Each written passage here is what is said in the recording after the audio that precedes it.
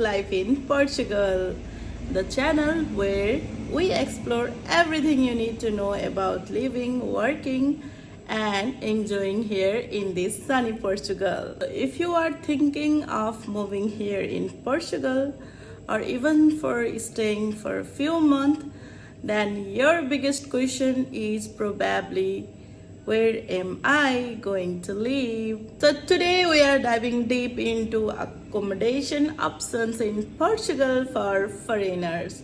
So from short-term stays to long-term rentals and from budget-friendly to luxury.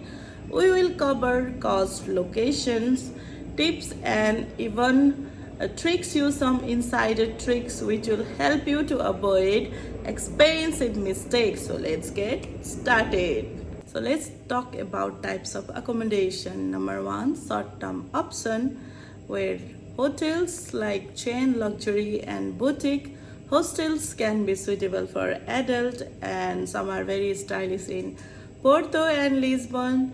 Airbnb and booking.com rentals and guest house or alojamento local, which are licensed local stays. So short-term lease are perfect if you are arriving in Lisbon and you want to explore neighborhood before committing any long-term lease.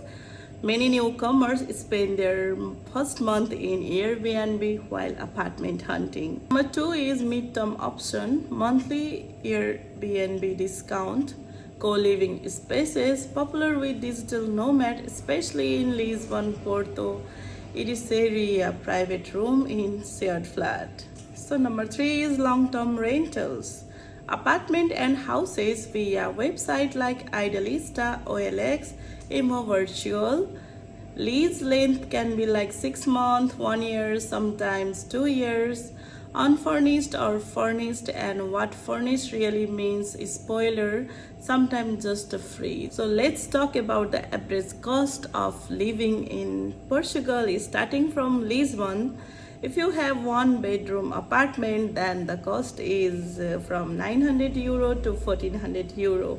But if you have like 2 bedroom apartment, then the cost is from 1200 euro to 2000 euros per month.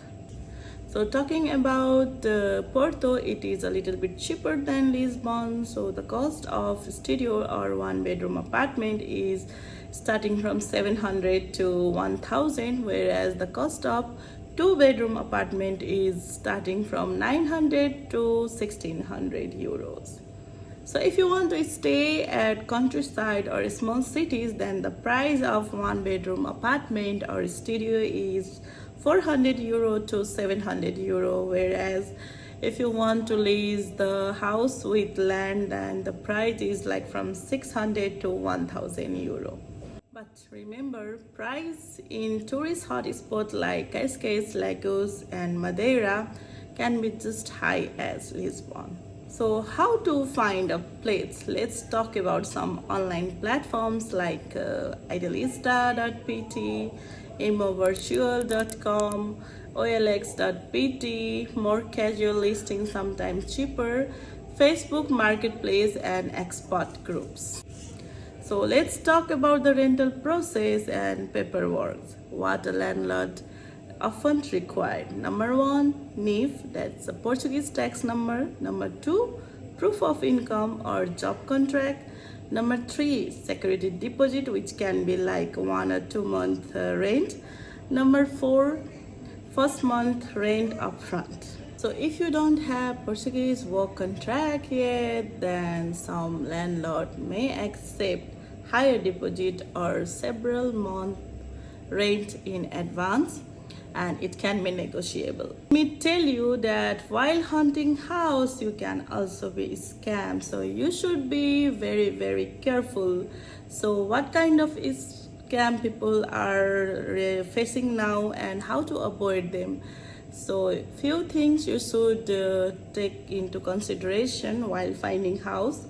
For example, number one, if the landlord is asking for the money before you have seen the property, then you should avoid that kind of deals. Number two, if the landlord is only contacting you via emails but refusing your video calls, then that time also you should understand that it can be scam. Number 3, fake listing of properties with too good price, which can be very difficult to understand. So this time you should also avoid this kind of property buying. So what I would suggest, to never send your money before signing the contract and confirming the place is real. So what are the neighborhood choices? So let's talk about Lisbon. Here can be Alfama, which is historic, Paradis Necos, which is modern, and Aro is more affordable.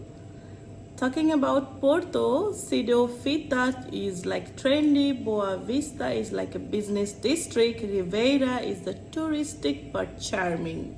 Talking about Algarve, Lagos is expert favorite, Faro is airport hub, and Tabira is quieter charm. And talking about a smaller town, Coimbra is like a student city, Braga is like historic modern, Evora is heritage and rich. So let me tell you some tips and tricks if you are planning to come in Portugal. So number 1 is learn some basic Portuguese phrases because it will help you in negotiation.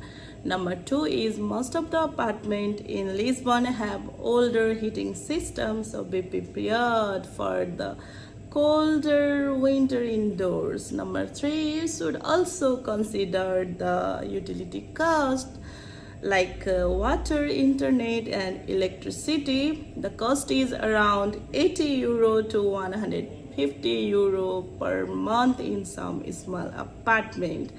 And if you are bringing pets, then let your owner know prior, inform it early, because most of the landlord have many kind of restrictions. So whether you are coming for a few months or planning to move permanently, Portugal has wide range of accommodation option in every lifestyle and budget. So before you pack your bag and book your flight, I highly recommend watching my other video on new rules and regulation in Portugal. Things are changing fast, and if you don't want to caught by any kind of surprises, then it could save your time, money and many kind of headaches. I will link it here and in the description below. So if you found this video helpful, then hit the like button, subscribe to Life in Portugal and drop a comment with your question. Maybe I will cover your topic in next video. Remember, finding a place in Portugal might take some patience, but the reward is waking up every day in one of the most beautiful country in the world. So see you in another video. Till then, keep loving my videos. Bye bye at the logo. Namaste.